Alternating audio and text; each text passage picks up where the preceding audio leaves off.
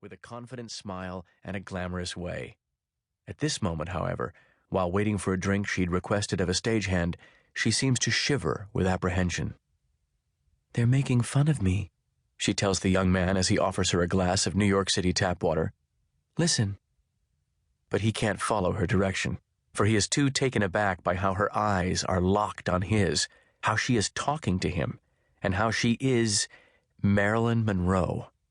Indeed, even though he had shaken hands with the President of the United States less than an hour ago, this was the moment he would always treasure. Moments earlier, the woman had been an emotional wreck, confused and panicked when she popped her head out of her dressing room to ask him for the favor of a drink. But now she is looking to him for something altogether different: perspective, reassurance, maybe even wisdom. After it's clear that he is nearly immobilized by her presence, she drops her look of concern and smiles knowingly. After all, he's just another one, and she knows it. Another one of the millions of men who love her. One thing he doesn't know, however, is something that might surprise him. She loves him back.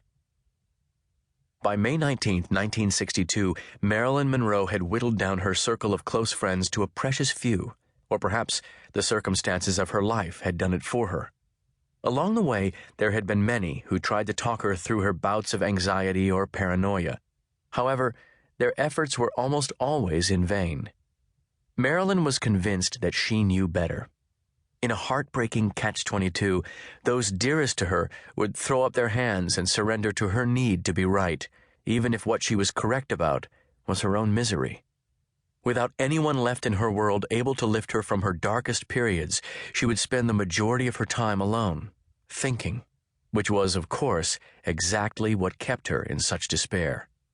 Therefore, it would often be in small moments like this one, time spent with a star-struck stranger rendered speechless in her presence, that she would be reminded of who she was and of what was expected of her. She pushes away from the wall she'd been leaning against and approaches the young man.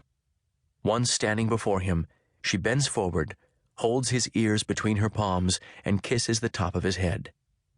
"Thank you," she says in a soft voice. "Now I need to get ready."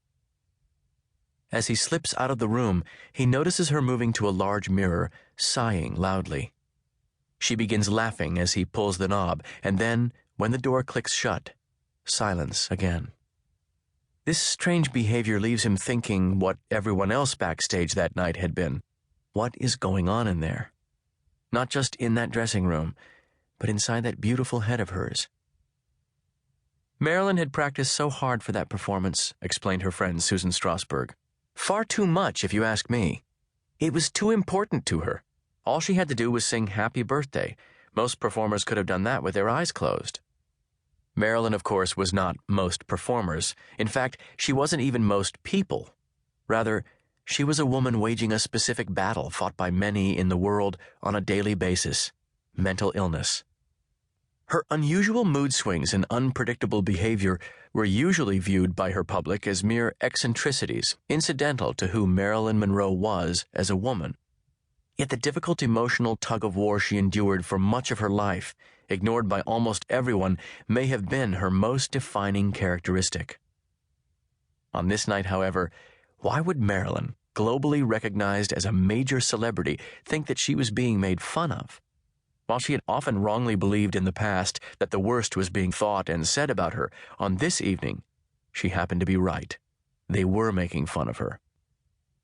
On stage that night, many renowned performers were assembled to celebrate the birthday of President John F. Kennedy. Frank Sinatra was present, as were Ella Fitzgerald, Jack Benny, Henry Fonda, Leontyne Price, and many other luminaries. Each of them took to the stage to perform after being introduced in a dignified manner. Marilyn, however, received a very different introduction. "Mr. President, Marilyn Monroe," the distinguished British actor Peter Lawford intoned numerous times throughout the evening. However, the gag of these many introductions was that when her arrival was announced, the spotlight would swing to the side of the stage, and then nothing. She wouldn't appear. Everyone would laugh, of course.